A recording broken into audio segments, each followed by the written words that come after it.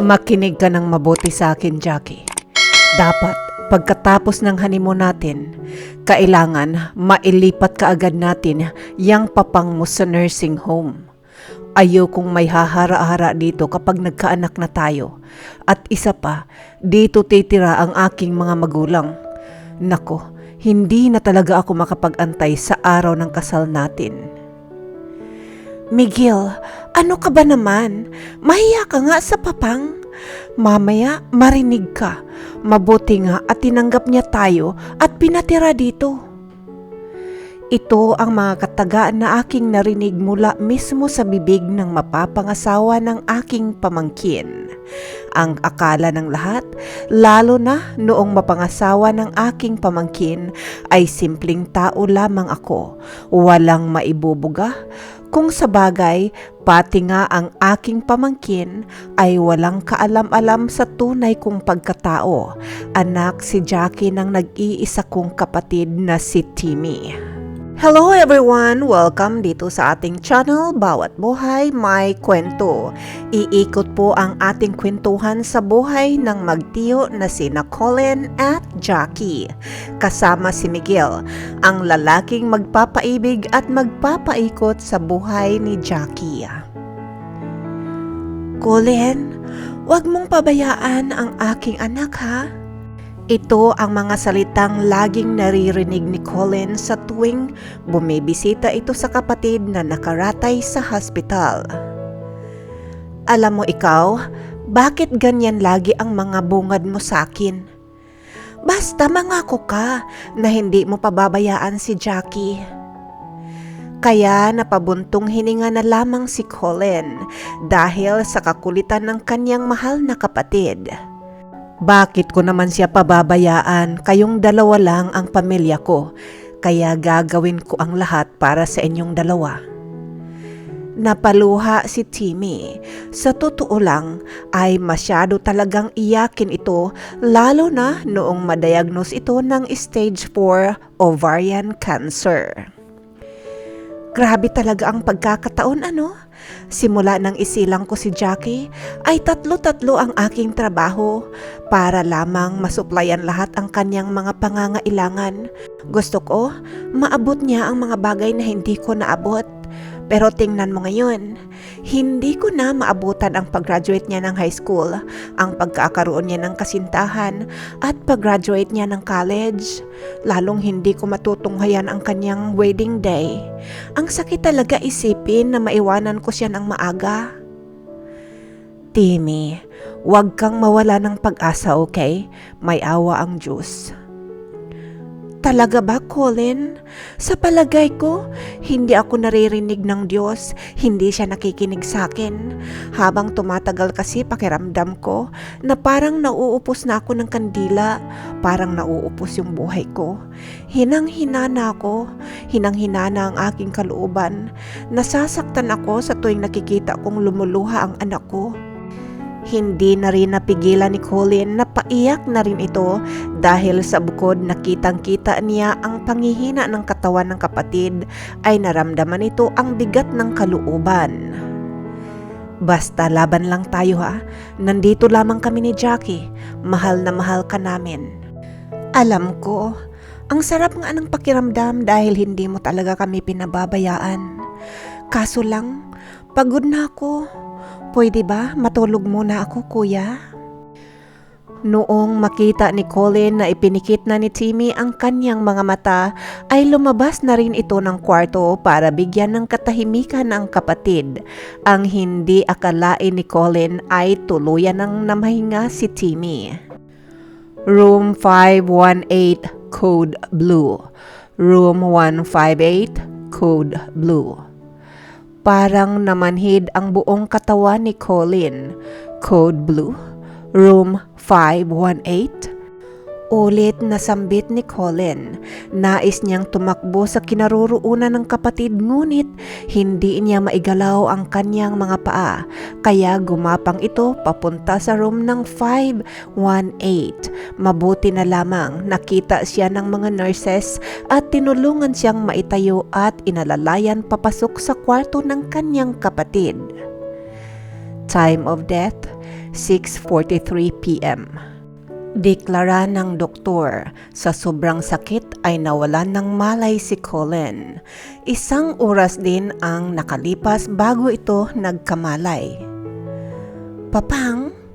Lumuluhang sambit ni Jackie. Bumangon at naupo si Colin sa gilid ng kama sa tulong ni Jackie. Nagyakap ang magtiyo habang humahagulgol ng iyak. Pati ang mga nurses ay nakiiyak na din dahil sa kanilang nakita. At pinahupa muna ng mga ito ang iyakan ng magtiyo bago nila ibinigay ang dapat nilang gawin. At sa lamay ay puno ng iyakan. Nailibing naman ng maayos si Timmy sa tulong ng mga malalapit na kaibigan at pamilya. Simula noon ay si Colin na ang tumayong magulang ni Jackie. Sinikap ni Colin na maging normal ang buhay ni Jackie. Ni hindi nga ito nagpalyang umatind sa mga activities ng dalaga sa kanyang eskwelahan. "Papang, gusto ko po talaga magpasalamat sa inyong pag-aruga sa akin. Pasensya na po kayo na napabayaan niyo po ang inyong sarili ng dahil sa akin. Sa totoo lang po, nahihiya na talaga ako sa inyo. Ngayon na matanda na po ako at kaya ko na po alagaan ang aking sarili at tupagin niyo na rin po ang personal life niyo po. Mag-asawa na po kayo. In 2 years, gagraduate na po ako ng college. Magtatrabaho na ako. Ayoko naman pong iiwan kayo dito mag-isa." "Anak, kung yan ang inaalala mo, edi wag mo akong iwan." Nakangiting tugon ni Colin. "Pwede po ba yun? Paano kung mag-aasawa na ako?" "Walang problema. Dito kayo tumira." "Papang?" "Jackie, kung ano ang sa akin ay iyo rin. Matanda na ako. Lahat ng kung anong meron ako, gusto ko ikaw ang magpatuloy." "Papang, accountant po ang tatapusin ko, hindi po handyman." Nagkibit balikat na lamang si Colin dahil sa sagot ng kanyang mahal na pamangkin, araw ng graduation. "Guys, look! Who's with me?" Pagmamalaki ni Jackie habang karay-karay ang tiyuhin. Ang iba nagtaas ng kilay. Ang iba ay masayang winelcome at humalik kay Colin. "Oh, so I finally meet you, sir. My name is Miguel." Nakangising pagpapakilala ni Miguel sabay abot ng kanyang kamay, tanda ng pakikipagkamay kay Colin. Masaya naman itong tinanggap ni Colin sabay tingin sa kanyang pamangkin, ngunit ngiti lamang ang sinagot ni Jackie. "Okay, kung wala kayong gagawin mamayang gabi, iniimbitahan ko kayong mag-dinner sa RGLD restaurant para i-celebrate itong tagumpay ng mahal kong pamangkin." Dahil sa imbitasyon na iyon, ang iba ay genuine ang tuwa, ang iba naman ay hindi maitago ang pagtaas ng kanilang mga kilay. "Oh, that's a fancy restaurant. Lahat ng pagkain doon ay mamahalin." Sabay nasabi ng tatlong kaklase. "Huwag kayong mag-alala, ako ang bahala sa lahat ng gagastusin. Orderin niyo lang lahat ng gusto ninyo." "Wow, galante talaga itong tiyo mo, Jackie." Nakangiting sabi ng malapit na kaibigan. "Ako hindi sasama. Ayaw kong maghugas ng plato pagkatapos nating kumain." Pangungutya naman ng isang kaklase. "Kung ayaw mo, di wag kang sumama. Hindi yung magbibitaw ka pa ng ganyang salita. Kung na-afford nga ni Papang na pag-aralin ng mamahaling eskwelahan itong si Jackie, yun pa kayang pagkain lang sa resto na yun ang hindi niya kaya? Sayang naman ang pinag-aralan mo dito. Asaan ang manners?" Taas kilay na pagtatanggol ng kaibigan ni Jackie. Papang din ang tawag nito kay Colin ng mga malalapit na kaibigan ng dalaga. Napayuko si Colin habang naka-smile. "Tama na yan. Sige po, anong oras?" Kalmadong sabat naman ni Miguel. "7 ng gabi?" Tugon ni Colin sabay giya kay Jackie palabas ng gymnasium. Papang, sobra-sobra na po itong pang-i-spoil niyo po sa akin. Malamang, baon na po kayo sa utang. Sa kabibigay niyo lamang po sa akin ng mapayapang pag-aaral. Tapos ngayon, gagastos pa po kayo for dinner. Pwede naman pong wag na lang. Nahihiyang sabi ni Jackie. Anak, gagawin ko lahat para sa'yo. Huwag mo nang pansinin kung ano ang mga sinasabi ng mga matapobre mong kaklase. Masayang sabi ni Colin noong nakasakay na sila sa kanilang lumang Mitsubishi car. At habang naghahaponan ay hindi na maitago ni Miguel ang kanyang paghanga kay Jackie at nagpaalam na kaagad ito kay Colin. Papang, matagal na po akong may gusto kay Jackie kaya kukunin ko na po ang pagkakataong ito para ipaalam sa inyo na liligawan ko po itong pamangkin mo. Magalang na sabi ni Miguel. Kaligayahan ko kung ano ang magpapaligaya sa pamangkin ko. Mahinahong tugon ni Colin at simula noong gabing iyon ay lagi na itong si Miguel sa bahay ng magtiyuhin. Sabay ring naghahanap ng trabaho ang dalawa dahil pareho naman silang accountant.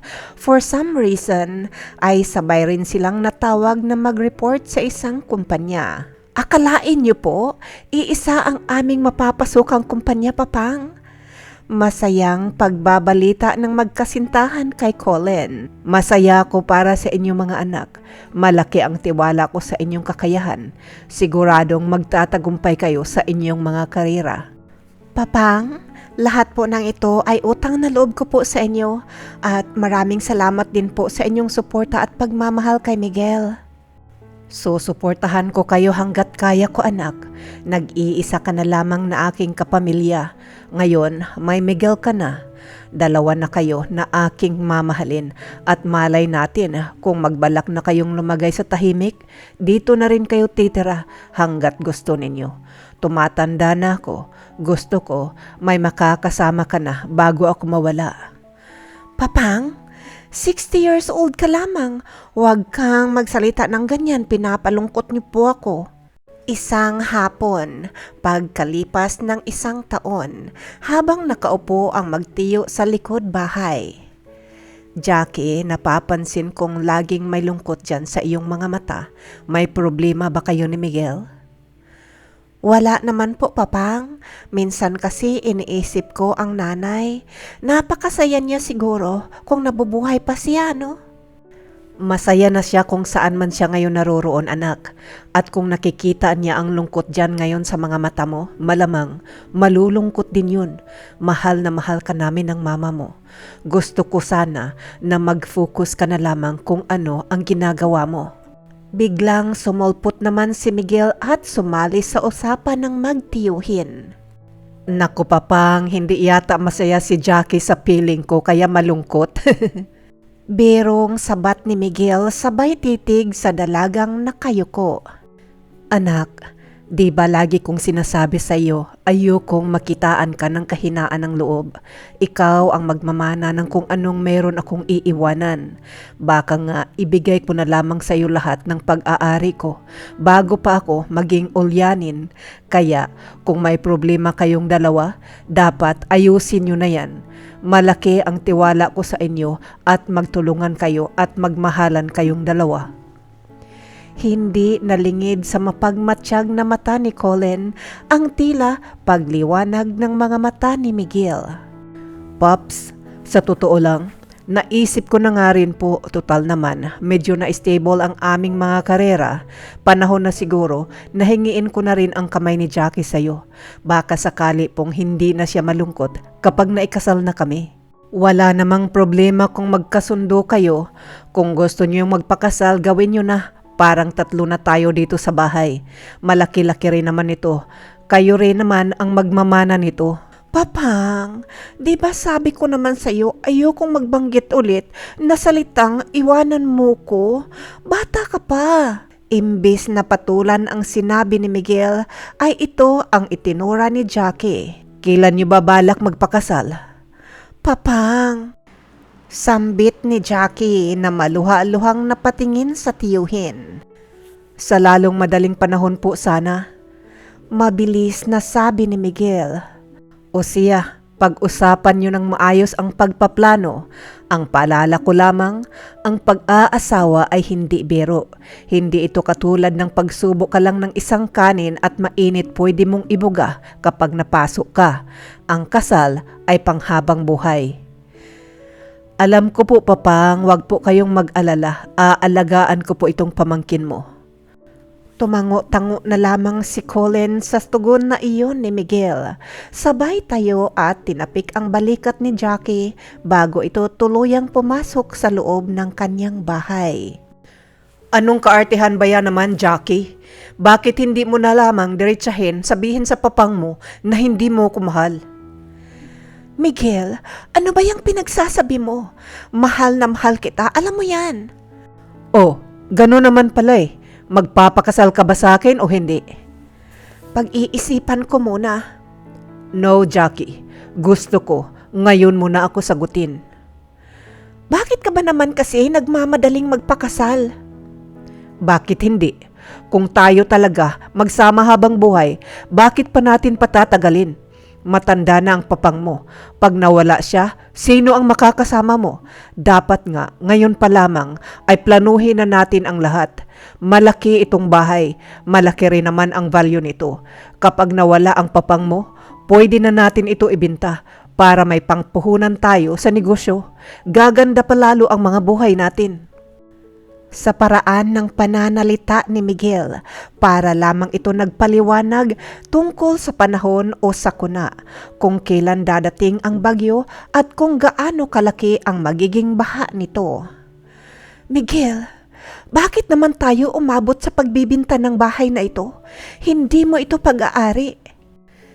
Jackie, look, diba kasasabi nga lang ni Papang na kapag naikasal na tayo, ipapamana niya sa atin ang bahay na ito?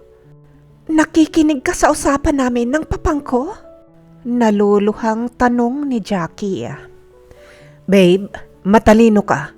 Kahit naman hindi sabihin ng papang mo na ipamamana niya sa iyo ang bahay na ito, diba ikaw lang naman talaga ang nag-iisa niyang kamag-anak? Sa ganda ng bahay na to, sigurado talaga ako na malaki ang value nito.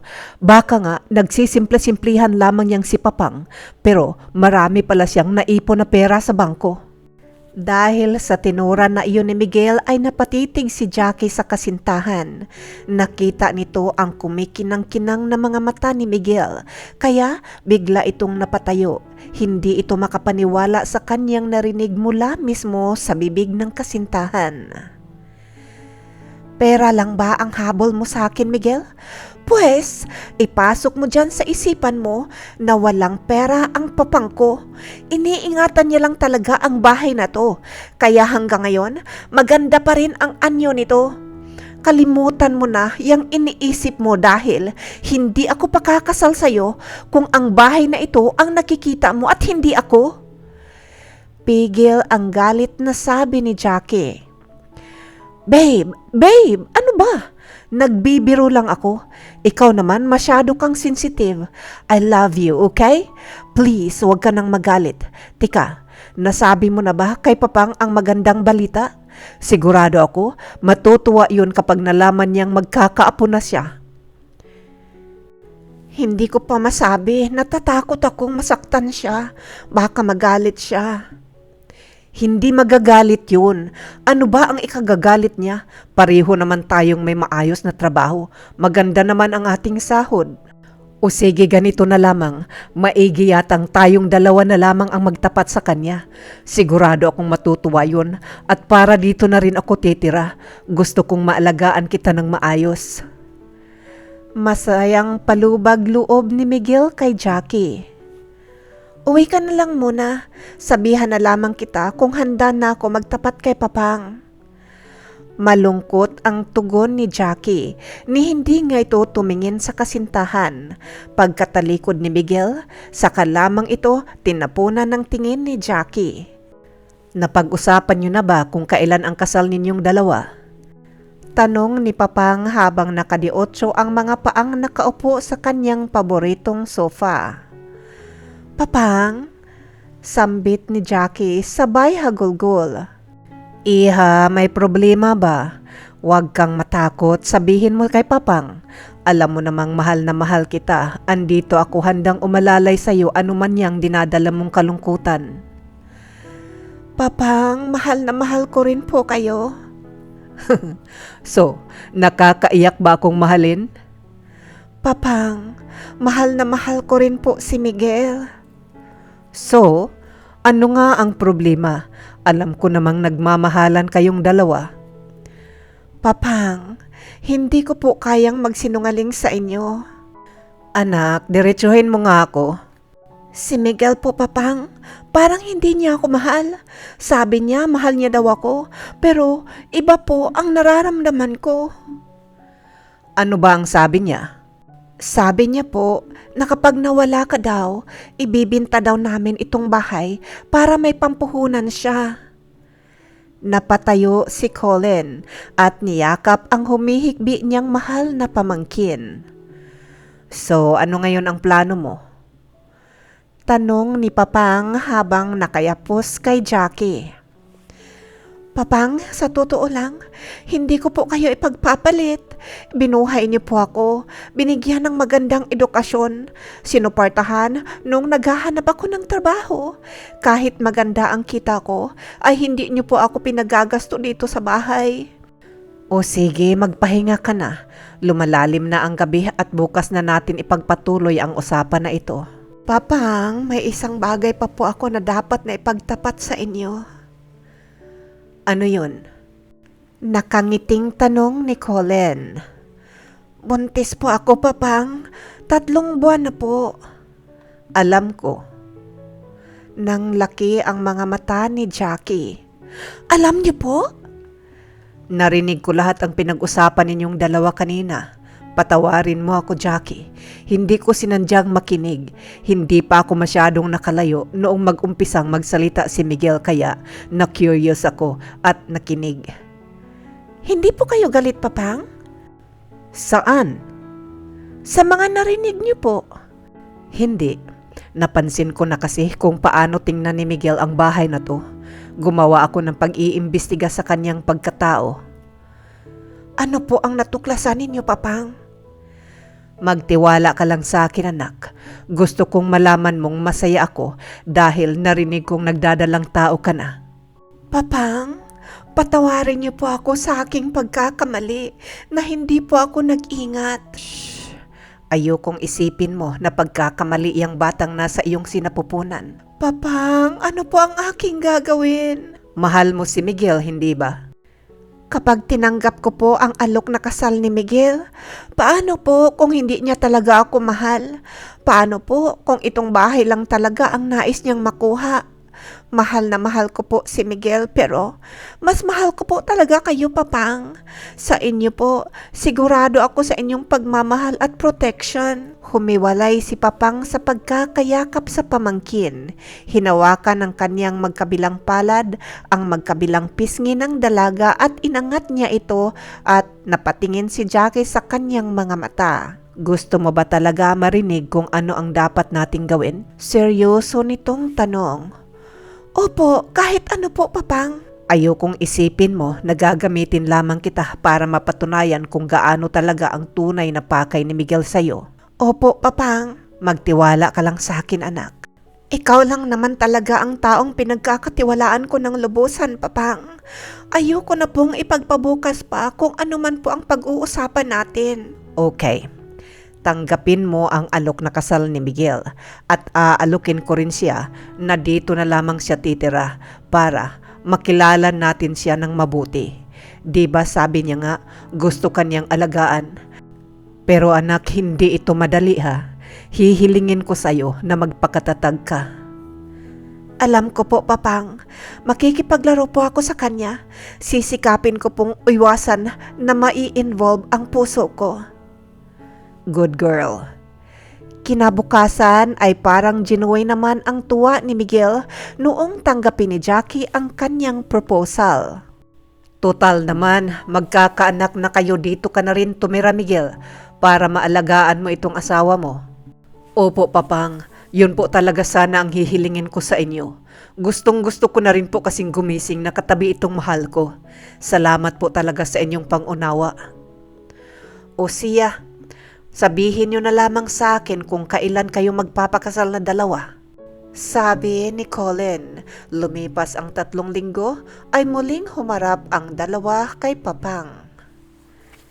Napagkasunduan po namin, total naman po birthday ni Jackie in 3 months, itataon na lamang po namin ang kasal. Napagkasunduan din po namin ang mga malalapit na kaibigan at kamag-anak lamang po ang iimbitahan. Wise idea para hindi na masyadong magastos. Opo, sa part ko po ay mama at papa ko lamang po ang aking iimbitahin. Ikaw, Jackie, naisip mo na ba kung sino-sino ang iimbitahin mo? Papang, sabi ni Jackie, ikaw lamang din po ang kanyang iimbitahin sa side niya. O siya, aalis na muna ako. Kayo na muna ang bahala dito sa bahay. Tutulungan ko lang ang aking kaibigan na mag-ayos ng kanilang kusina para naman may pangdagdag tayo sa gastusin ng inyong kasal. Simula noong mapag-usapan nila ang araw ng kasal ay nag-umpisa na ring umarting ulyanin si Colin.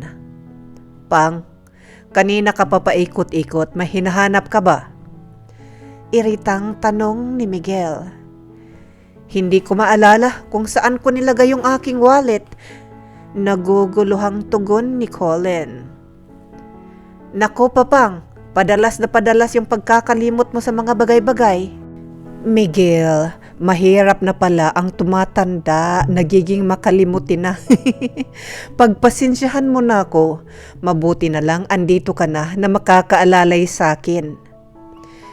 Papang, mabuti kung hindi kami busy para alagaan ka. Naiintindihan ko, mag-iingat na lamang ako sa susunod. Nakayukong sabi ni Colin, sabay tungo sa kanyang kwarto. Jackie, napapansin kong nagiging makalimutin na talaga ang papang. Oo nga, napapansin ko rin. Mahinahong tugon ni Jackie. Isang gabi, 9:09 na ng gabi na hindi pa nakauwi ang papang. Saan ba kasi nagpupunta ang matandang yun? Pinag-aalala pa tayo. Reklamo ni Miguel, kasabay ng pagtunog ng cellphone ni Jackie. Nakita ng dalawa na ang papang ang tumatawag. Pang? Tarantang tugon ni Jackie. Ma'am, papa niyo po ba ang may-ari ng cellphone na ito? Nang laki ang mga mata ni Jackie, binuksan ito ang speaker. Opo, papang ko po ang may-ari ng cellphone na yan. Sino po kayo? Kanina pa po kasing nakaupo ito dito sa harapan ng store namin. Tinatanong po namin kung ano ang kanyang pangalan. Hindi niya daw po maalala. Buti na lamang po may cellphone siya at pangalan niyo po ang nakalagay na emergency contact. Sabi noong nasa kabilang linya, nagmamadaling tinungo ng dalawa ang kanilang sasakyan pagkatapos makuha ang address na kinaroroonan ni Colin. Walang hiya naman kasi talaga, Jackie. Kung kailan 1 linggo na lamang ang kasal natin, saka naman nagkakaganito ang papang mo. Nagbuntong hininga si Jackie dahil sa reklamong iyon ni Miguel. Wag na lang kaya muna natin ituloy ang kasal natin. Mungkahi ni Jackie na nagpakalma sa nagliliyab na kalooban ni Miguel. Babe, hindi pwede. Mas kailangan nga natin ituloy ang kasal natin dahil kailangan tayo ni Papang. Sikretong napataas ang kilay ni Jackie dahil sa sinabing iyon ni Miguel. Papang, please, wag niyo na po itong uulitin ha. Sobra mo kaming pinag-aalala. Kunwang nag-aalalang tinig ni Miguel noong makapasok sila sa kanilang bahay. Ngunit hindi sumagot ang papang. Tumalikod lamang ito at tinungo na ang kanyang silid na para bang walang narinig. Miguel, titigil na muna ako sa aking pagtatrabaho para maalagaan ko ang papang. Malaki na rin naman itong tiyan ko. Mahinahon ang tinig na sabi ni Jackie noong makapasok na sila sa kanilang silid. Ikaw ang bahala. Mabigat ang tinig na tugon ni Miguel 2 araw bago ang kanilang kasal. "Oh, Jackie, hindi na talaga ako makapag-antay na maikasal na tayo. Pagkatapos ng ating honeymoon, ililipat na natin ang papang sa Silvergate. Maganda ang facility na iyon at doon, maraming mga kaedad niya at hindi na rin siya mababagot dahil maraming activities." "Miguel, are you telling me now na ilalagay mo ang papang sa nursing home?" "Jackie, kung gusto mong maalagaan siya ng mabuti, yun ang lugar para sa kanya." "Naririnig mo ba yung mga pinagsasabi mo, Miguel? Bahay niya to. Bakit mo siya paaalisin dito?" "Bakit? Kaya mo bang mag-alaga sa amin ng anak mo tapos mag-aalaga ka pa ng tuyuhin mong ulyani na?" Napabuntong hininga si Jackie. "Huwag mong sabihin, plinano mo talaga to." Naiiyak na nasabi ni Jackie. "Huwag masyadong madrama.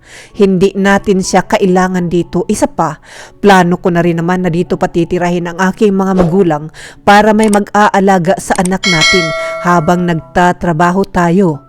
Ayoko naman na ako lang ang magtatrabaho habang nakahilata ka lamang dito." Hindi makapaniwala si Jackie sa kanyang narinig. Tatayo na sana ito mula sa kanyang pagkakaupo sa gilid ng kama nang biglang hablutin ni Miguel ang kanyang kamay. "Makinig ka, Jackie, ng mabuti. Kung ayaw mong magkagulo tayo, sumunod ka na lamang sa lahat ng gusto ko." Hindi nakatulog si Jackie noong gabing iyon at hindi rin ito bumangon kinaumagahan upang ipagluto si Miguel.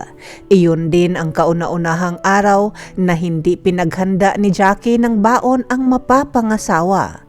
Bumangon lamang ito at lumabas ng kanyang kwarto noong marinig ang pag-alis ng sasakyan ni Miguel. Tinungo nito ang kwarto ng tiyuhin. Dahan-dahang kumatok. Nakayuko ito na pumasok noong marinig ang imbitasyon ng tiyuhin. "O, bakit ganyan ang pagmumukha natin? Parang pasan-pasan mo ang buong daigdig." "Papang, hindi ko po yata kayang magpakasal kay Miguel." Napaluhang pag-amin ni Jackie. "Bakit mo naman nasabi yan?" Mahinahong tanong ni Colin. "Hindi ko po alam kung kailangan kong sabihin sa inyo, Papang, itong mga sinabi ni Miguel kagabi. Ayoko po kayong saktan." "Di wag mong sabihin." Nakangiting sabi ni Colin. "Papang naman, sabi niya kasi ilalagay ka raw niya sa Silvergate kapag nagkatapos po ng aming kasal." "Alam ko."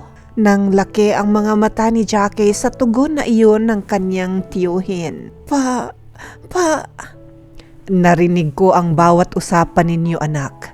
Ituloy mo ang pagpapakasal sa kanya." "Papang, pag nagpakasal ako sa kanya, kukunin niya ang lahat sa'yo." Napangiting muli si Colin. "Di ba sabi ko ako ang bahala? Pagtiwalaan mo na lang ako ng lubusan." "Opo." Di pagpatuloy mo lang yung tiwala mong yan. Sumunod ka na lang kung ano ang sasabihin ni Miguel sa'yo." "Papang." "Jackie, ako ang bahala." Nakangiting sabi ni Colin. "Sige, Papang, ikaw ang bahala. Sana wag akong maging kawawa." Natawa si Colin sa sinabing iyon ni Jackie. "Anak, gaano mo kamahal si Miguel?" Biglang napaisip si Jackie sa tanong na iyon ng kanyang tiyuhin. "Basta, ayokong isipin mong hindi kita mahal. Lalong wag mong isipin na pinaglalaruan ko lamang yung iyong damdamin." "Papang, wag kang mag-alala. Sa totoo lang, wala na akong nararamdaman na pagmamahal sa kanya. Hindi na rin naman ako galit. Gusto ko lang bigyan siya ng aral. Sana pagkatapos ng lahat ng ito ay magiging matinong tao na siya na pwedeng ipagmalaki ng anak namin." "Ipagpatuloy mo lang ang acting mo dahil ako best actor na." "Papang, wag mong sabihin na hindi totoong makakalimutin ka na." "Jackie, matibay pa itong papang mo kaysa kalabaw. Lahat ng nangyari sa akin ay planado. Mahal kita kaya habang buhay ako, walang makakapanakit at makapang-agaw sa'yo. Ang iyo ay iyo. Papayagan lamang kitang mag-share sa taong karapat-dapat. Biglang napaseryosong sabi ni Colin at noong kinagabihan dumating ang mga magulang ni Miguel. Iyon din ang kauna-unahang pagkakataon na na-meet ni Jackie ang kanyang magiging biyenan. Masyadong madaldal ang nanay ni Miguel na halatang pumapapil lamang. Ngunit hindi lingid sa mga mapagmasid na mga mata ni Colin kung paano ikutin ng paningin ng balaing babae ang kanyang buong tahanan. Balae, magaling ka mag-maintain ng bahay. Hindi ko akalain na matanda na pala ang bahay na ito dahil sa ganda ng pagkaayos. Sa totoo lang, excited ako na malibot ang iyong hardin. Maganda daw ang iyong backyard, sabi ni Miguel. Hindi maitago ng babae ang excitement sa kanyang tinig. Araw ng kasal ay abotay nga ang ngiti ng mga magulang ni Miguel. Kinagabihan, Jackie, sobra ang saya ko ngayon. After ng honeymoon natin, kakausapin na natin ang papang. Naayos ko na rin ang Silver Gate. Anytime at pwede na natin itour ang papang doon. Ikaw ang bahala kung yan ang gusto mo, ikaw na ngayon ang padre de pamilya. Walang gana ang tugon ni Jackie. Oh, that's my girl. Salamat sa tiwala mo sa akin, love. Sinisigurado ko sa iyo na magiging masaya ang papang doon. Miguel, naisip ko lang, ano kaya kung saka na lamang tayo mag-honeymoon pagkatapos kong manganak? Hindi naman kasi ako mag-i-enjoy kung saan tayo pupunta. Total naman, di ba sabi mo, dito titira ang mga magulang mo kapag nakaalis na ang papang? So ibig sabihin may magbabantay kay baby that time. Biglang nakakita ng liwanag si Jackie sa mga mata ng kanyang asawa. Alam mo, may tama ka dyan sa suhestyon mo. Sabi ni Miguel sabay yakap ng mahigpit kay Jackie. Tinangka pa nito na hawakan ang masila na bahagi ng katawan ng asawa. Ngunit mabilis na nakailag si Jackie. Miguel, alam mo namang hindi pwede, malaki na ang tiyan ko. Simula nang lumipat ako sa bahay na to, hindi ka na nagpapagalaw sa akin. Nag-aantay pa ako maikasal tayo. Sabi ko sa aking sarili, susulitin ko sa gabi ng ating kasal. Tapos ngayon, aayawan mo ako? Iritang sabi ni Miguel. Pwede ba? Hinaan mo nga yung boses mo. Mamaya, marinig ka ng papang at mga magulang mo. Matalas na tingin ang itinapon ni Miguel kay Jackie at tumalikod na ito. Hindi nagtagal narinig na ni Jackie ang paghihilik ng asawa. Kinabukasan, maagang nagising ang mga matatanda. Nag-uusap ang mga ito sa likod ng bahay habang nagkakape. Mga balae, gustuhin ko mang ipasyal kayo dito sa lugar namin. Hindi ko magawa dahil ang sasakit na ng mga tuhod ko. Antayin nyo na lamang ang mga bagong kasal na maiikot kayo sa magagandang tanawin dito bago kayo umuwi. Nagkatinginan ang mag-asawa noong marinig ang salitang uwi. Balae, hindi pa ba nasabi sa inyo ng mga bata na dito na raw kami titira para may mag-alaga sa inyo at sa apo namin? Ganun ba? Ang sabi nila sa akin, pagkapanganak ni Jackie, saka pa kayo titira dito pangsamantala. Sabi ni Colin, dahilan upang mapatuwid ng upo ang mag-asawa. Sabay naman napalingon ang tatlo noong marinig nila ang pag-ubo ni Miguel. O, gising na pala itong gwapo kong manugang. Hala, maiwan ko na muna kayo dito. Maghahanda lang ako ng ating almusal. Pagkasabing iyon ni Colin ay humakbang na ito pabilis papasok sa kanyang kwarto. Ma, pa, bakit nyo naman nabanggit yun sa papang? Mamaya magdududa pa yun sa atin. Anak, di ba sabi mo ulyanin na yun? Baka nga nakalimutan niya na ang mga lahat ng pinag-usapan namin kani-kanina lang eh. Natatawang sabi ng ina. Basta, mag-ingat pa rin tayo. Kunting tiis na lang. Uuwi na kayo bukas. Susunduin ko na lamang kayo kapag nailipat na namin ang matandang yan sa Silver Gate. Guys, handa na ang almusal. Pagtawag ni Jackie sa tatlo. Love, Medyo nag-aalboroto ang bebe. Pwede bang ipasyal mo sina mama at papa? Gustuhin ko mang sumama, hindi ko magawa. Dahil kagabi pa nag-aalboroto itong si baby. Walang tigil sa kakagalaw. Gusto na yatang lumabas. Aba, nagmamadaling makita ang kanyang lula na maganda. Nagtawanan ang lahat sa sinabing iyon ng ina ni Miguel. Ngunit ang magtiyuhin, alam nilang hindi totoo ang mga tawa ng mga bina ni Jackie. Pagkaalis ng tatlo ay nagplano kaagad ang magtiyo. Pang, sinabi ko po kay Miguel na saka na kami mag-honeymoon pagkatapos kong manganak. Mabuti naman kung ganon. Sige, magpahinga ka muna doon at tatawagan ko lamang ang aking kaibigan. Sige po, Papang. Salamat ha. Habang masayang nagkakainan ang mag-anak ay biglang tumunog ang cellphone ni Miguel. Napangiti ito noong makita na ang Silvergate ang tumatawag sa kanya. Ha? Bukas ng hapon? 2 p.m.? Oh, okay. Sige. Talaga? Okay, no problem. Isasama namin si Papang. Nagtaka naman ang mag-asawa dahil sa saya na nakikita nila sa mukha ng kanilang anak. Ma, pa, ang swerte nga naman. Bukas gusto nang itour ng Silvergate si Papang at ang CEO mismo ang gustong mag-tour kay Papang. Hindi ko talaga akalain na babakapan ako ng aming boss. Talaga anak? Naku, napakagaling mo talaga. Napakasaya ko dahil magkakasama na tayo at makikitira na ako sa magandang bahay na dati pinangarap ko lang.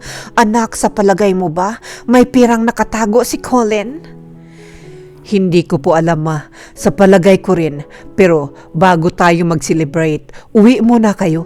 Ihahatid ko kayo sa airport ng maaga para maasikaso ko ang tungkol kay Papang. Pagkapasok pa lamang ng mag-anak sa bahay, ay ramdam na ramdam ng magtiyo ang saya sa mukha ni Miguel at mga magulang nito. Kinagabihan, habang nakahiga ang mag-asawa ay hindi mapakali si Miguel. Ano ba naman? Para kang aso na sinisilihan ang puwet? Kung ayaw mong matulog, magpatulog ka. Inis na sabi ni Jackie. Love, hindi ko kasi alam kung paano sabihin sa'yo at kay Papang. Ano ba yun? Sabihin mo na nang matahimik ka at nang makatulog na ako. Tumawag sa akin ang Silvergate kanina. Gusto daw nilang itour ang Papang bukas at ang CEO mismo ang magtutour kay Papang. Naku love, hindi ko akalain na babakapan tayo ni boss. Oh my God, Miguel. Kakakasal lang natin. Itatapon mo na kaagad ang Papang. Ayaw mo siyang mag-stay dito sa sarili niyang pamamahay. Akala ko ba, saka mo pa siya ipapasok doon pagkatapos ng honeymoon natin? Matagal pa yun eh. Hindi na siya safe dito. Lalo na kapag lumabas si baby. Mamaya makalimutan niyang tunay na bata ang nakahiga sa kama at maitapon niya pa ang anak ko. You're so unbelievable. Aalisin mo sa pamamahay niya ang may-ari para patirahin dito ang mga magulang mo? Asaan ang hiya mo, Miguel? Sa galit ni Jackie ay napatayo ito, ngunit biglang napaupo nang marinig ang mahinang pagkatok at tinig ni Papang. Jackie, tumayo ulit ang babae. Pinagbuksan ng pintuan si Colin. Papang? Sambit ni Jackie noong makita nito ang tiyuhin na parabang wala sa sarili. Natatakot ako, Jackie. Pwede mo ba akong samahan sa kwarto ko? Papang, muling sambit ni Jackie. Hindi nito mapagtanto kung umaarte pa ba ang tiyuhin o totoo na itong may sakit. Yan nga ang sinasabi ko. Sige, samahan mo yan doon sa kwarto niya nang manahimik na tayo. Galit na pagtaboy ni Miguel, inalalaya ni Jackie pabalik sa kwarto ang tiyuhin. Pinahiga niya ito, umupo rin siya sa tabi. Tinitigan ang tiyuhin. Nakaramdam ng takot si Jackie. Ngunit noong maramdaman ni Colin na tahimik na ang buong bahay, ay bumangon ito sa kama na ikinagulat ni Jackie. "Papang!" Inilagay ni Colin ang hintuturo nito sa kanyang bibig, tanda ng patatahimikin ang pamangkin. Alam ko kung ano ang nangyayari. Alam ko rin ang plano ni Miguel. Gusto ko gawin mo lang lahat ng sinasabi niya. Bukas, dalhin niyo ako sa Silvergate. "Papang, bahay mo to. Bakit ka aalis dito?" "Wala naman akong sinasabi na aalis ako dito. Basta, sumunod ka lang kung ano ang sasabihin ng lalaking iyon. Kaya, sige na, bumalik ka na sa kwarto ninyo." "Pang?" "Jackie, ginawa ko yung ginawa ko kanina dahil natatakot akong saktan kanya dahil sa pagsagot-sagot mo sa kanya." Luhaan si Jackie noong lumabas sa kwarto. Dahil sa pag-upo ni Jackie sa kanilang kama ay nagising si Miguel. "Oh, okay na ba ang matanda?" Tumango si Jackie. "Tama ka, Miguel. Kailangan na natin dalhin ang papang doon sa Silvergate. Pero gusto ko, pauwiin mo muna ang mga magulang mo para walang masabi ang mga kapitbahay o ibang tao sa gagawin natin." "That's my girl. Don't worry. Ihahatid ko ng maaga ang aking mga magulang sa airport para maasikaso natin ang papang.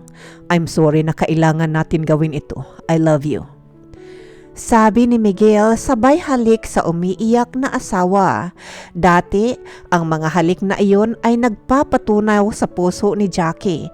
Ngunit iba ngayon, pangdidiri ang kanyang nararamdaman tuwing hinahalikan siya ng kanyang asawa.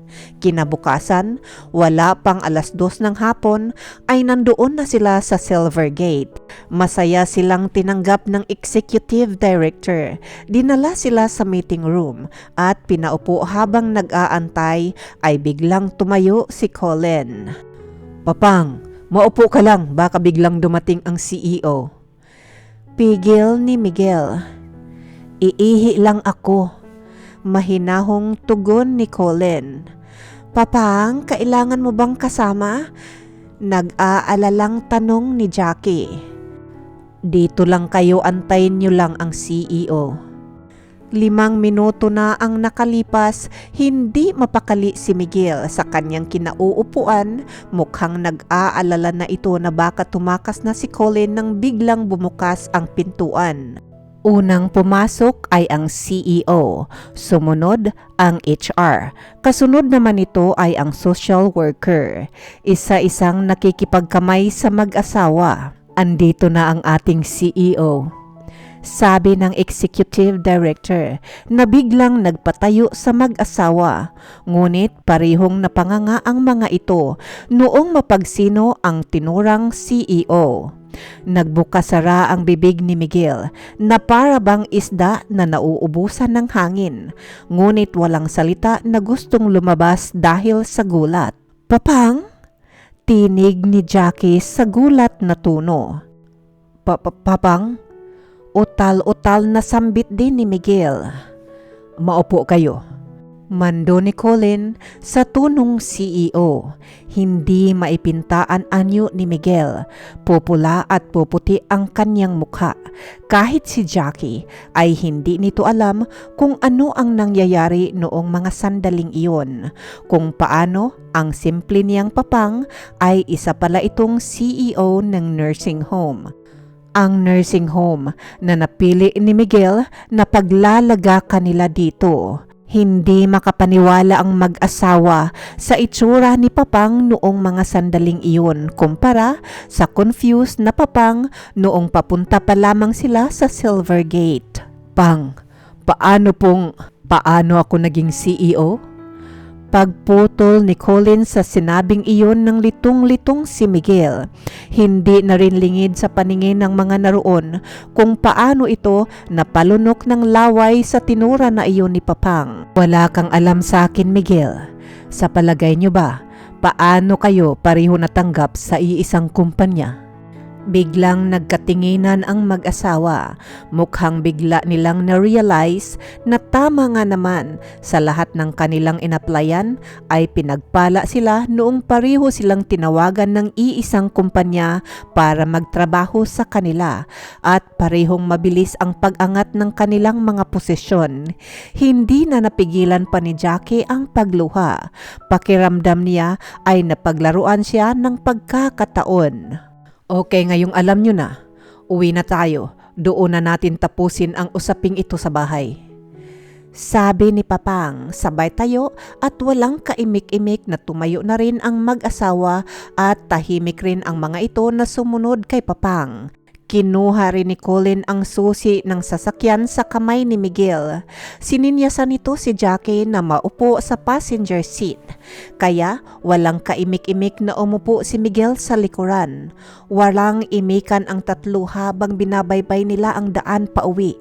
Samantalang si Miguel ay hindi nito lubusang maisip kung bakit ang kaninang confused na Papang ay isang napakakisig na Papang na nagmamaniho ngayon. Hindi rin lingid kay Papang ang pag-iiling-iling ni Miguel sa kanyang likuran. At noong marating nila ang tahanan ay tahimik na bumaba ang Papang sa sasakyan, ganon din si Jackie. Ngunit itong si Miguel ay tila naipuksihan ang puwitan sa kinauupuan. Hindi talaga nito maisip kung paano inito haharapin ang taong pinagtatangkaan ilagay sa nursing home ay maliksi pa kaysa kalabaw. Hanggang sa makapasok ang magtiyo sa loob ng bahay ay hindi pa rin nakakababa si Miguel ng sasakyan. Tawagin mo na ang asawa mo na bato na yata sa kinauupuan. Utos ni Papang kay Jackie. Ngunit bago pa man nakalabas si Jackie ng pintuang iyon ay muling nagsalita ang Papang. Jackie, anuman ang kahihinatnan nito, gusto kong malaman mong nagpapasalamat ako na nagtiwala ka sa akin. Wala sa loob na napatango lamang si Jackie. Pagbalik ni Jackie ay nakaupo na ang Papang sa paborito nitong recliner. Samantalang si Miguel, laylay ang balikat na nakasunod kay Jackie. Ilang minuto ring palipat-lipat lamang ang mga mata ni Papang kay Jackie at Miguel. Ano po ba ang nangyayari, Papang? Nakayukong tanong ni Miguel. Ano nga ba ang nangyayari, Miguel? Balik na tanong ni Papang kay Miguel. Bakit po kayo nagkunwaring may Alzheimer's? Ako ba ang nagkunwari? O yan ang gusto mong palabasin? At bakit po kayo nagpanggap na mahirap? Kailan ako nagpanggap na mahirap, Miguel? Kasi... Natawa si Colin sa kasi-kasi ni Miguel. Bigla kang nagpaalam na pakasalan si Jackie noong marinig mong si Jackie ang magmamana ng kung anong meron ako, hindi ba? Pagkatapos, pinag-interesan mo itong bahay ko. Tapos, gusto mo akong ilagay sa nursing home. Pigil ang galik na tura ni Papang. Bakit nga kayo nagpanggap na nag-uulyanin na kayo? Hindi na maitago ni Miguel ang kanyang galit. At dahil dito, tumayo si Colin at nagpalakad-lakad. Miguel, sa tanda ko bang ito? Akala mo, pwede ako paglaruan ng katulad mo? Di ba may kasabihan nga, na papunta ka pa lamang, ako ay pabalik na. Kung bakit hindi tayo nagkasalubong? Kasi nakatuon ka lang sa nais mong puntahan. Lahat ng mga sinasabi mo, narinig ko. Lahat ng galaw mo, kitang-kita ko. Sabi ni Colin. Alam mo ba itong kalukuhan ng Papang mo? Baling ni Miguel kay Jackie. Tiimbagang nasabi ni Papang sabay upo.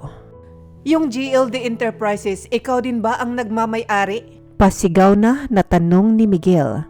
And more, Miguel, and more. Nakakapangilabot ang tinig na tugon ni Papang. Wow, Papang.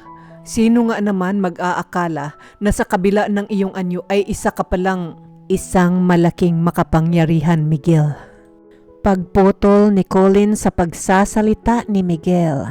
Sa hindi mawari ni Jackie ay nakaramdam ito na para bang may kumawala mula sa kanyang puso. Biglang lumiwanag ang kanyang mga mata. Kitang-kita niya ang pagniningning ng mga mata ni Miguel. Papang, gusto ko po ng divorce. Matapang nasabi ni Jackie at parehong napatingin sa kanya ang dalawang lalaki. Babe, ano ba ang pinagsasabi mo? Hindi pwede. Kailangan magtulungan tayo para tulungan si Papang na magpatakbo sa kanyang mga kumpanya. Papang, gusto kong ako mismo ang magpatakbo ng GLD Enterprises. No, Miguel. Wala kang ipatatakbo na kumpanya ni Papang. Gusto ko, umalis ka na sa bahay na ito ngayon din. Bakit gusto mong suluhin ang ari-arian ng Papang? Over my dead body, Jackie. Hinding-hindi ako papayag na makipaghiwalay sa iyo. Miguel, narinig mo ang sinabi ng pamangkin ko. Pwede ka nang umalis sa pamamahay na ito. Pero Papang, umalis ka na at antayin mo na lamang na kontakin ka ng abogado ko. Akala niyo ba basta-basta niyo lamang ako maidi-dispatcha? May karapatan ako sa pamamahay na to, asawa ako ni Jackie. Ako ang nagmamay-ari ng bahay na ito. At si Jackie lamang ang nag-iisa ninyong tagapagmana sa lahat ng ito, kaya dapat patas ang hatian ng yaman, 50-50. Miguel, paano kayo mag 50-50 sa yaman ko ni hindi ko pa nga naisalin sa pangalan ni Jackie? Ibig sabihin wala kang karapatan kasi hindi naman ito naipamana kay Jackie before ng kasal ninyo. At kahit pa, gagawin ko ang lahat ng hindi ka makikinabang sa yaman ko. Hindi ako makikipag-divorce kay Jackie hanggat hindi mo na isasalin ang yaman mo sa kanyang pangalan. Namula ang mga pisngi sa galit ni sabi ni Miguel. Wala kayong hahatiin dahil sa ngayon wala akong balak na isalin ang yaman ko kay Jackie. Hinding-hindi ninyo ako maiisahan. Ngayon pa ba naman na malapit nang lumabas ang anak ko, hinding-hindi niyo ako maitataboy. Sigaw ni Miguel, kaya hinugot ni Papang ang kanyang cellphone sa kanyang bulsa. Punta na kayo dito ngayon din. Hindi nagtagal ay narinig na ng mga ito ang tunog ng mga sasakyan na tumigil sa harapan ng bahay. Puwersahan nilang nilabas si Miguel. Papang, Jackie, pagsisisihan ninyo ang ginagawa ninyong ito sa akin. Masyado kayong mapagmataas. Sisiguraduhin kong babagsak kayo. Napahilot ng noo si Papang, samantalang si Jackie ay biglang napaupo hawak-hawak ang kanyang malaking tiyan. Anak, sana huwag kang magalit sa akin. Papang, alam niyo naman po na hindi ako pwedeng magalit sa inyo. Kayo ang nagpalaki sa akin at nagpaaral. Tapos ngayon, kayo din po ang nagsalba sa akin sa mga kamay ni Miguel. Pang, bakit nga po ba kayo namuhay ng simple lamang? Sa buong buhay ko, hindi kita nakitaang nakatuksido. Akala ko po ay talyer ang inyong pinagkakakitaan. Anak, hindi naman porket mapera ang isang tao ay kailangan ng laging magara ang mga kasuutan. Pinili ko ang ganitong pamumuhay para protektahan ang iyong kinabukasan. Kita mo nga, bahay pa lang ang inakala ni Miguel na yaman na mamanahin mo ay hindi na maitago ang kanyang pagnanasang kunin ito sa'yo. Paano na lang kaya kung alam niya na hindi lang bahay na ito ang mamanahin mo, kung hindi ang 5 ko pang kumpanya? Ano kaya ang gagawin niya? Pang, kailan niyo po nalaman na mana ko lamang ang habol ni Miguel? Noong araw na nag-usap tayo sa hardin, napansin ko na siya na nakikinig sa usapan natin. Kaya sinadya kong iparinig sa kanya na ipamamana ko sa iyo kung anong meron ako. Anak, bilang negosyante ay hindi pa ako pumalyas sa aking pakiramdam. Alam ko kung malinis o marumi ang hangarin ng isang tao. Kaya nga tinanong kita kung gaano mo siya kamahal dahil ayokong ilaro ang aking baraha kung alam kong masasaktan kita. Paliwanag ni Colin, isang linggo lamang ang nakalipas ay naiserve na ang divorce paper kay Miguel. Pinilit na lumaban ni Miguel para makuha ang kalahati ng yaman ni Jackie. Ngunit anong kukunin niya kay Jackie ngayong wala namang yaman ang babae? Miguel, pipirma ka ba sa divorce paper na ito ng tahimik o mawawala ang lahat sa'yo?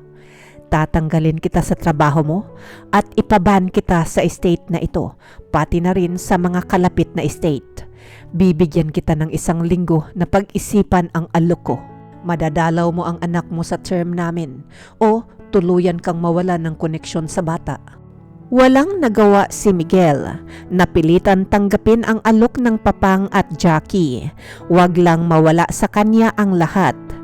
Mga kaibigan, walang masamang hangarin o gawain ang hindi mabubunyag.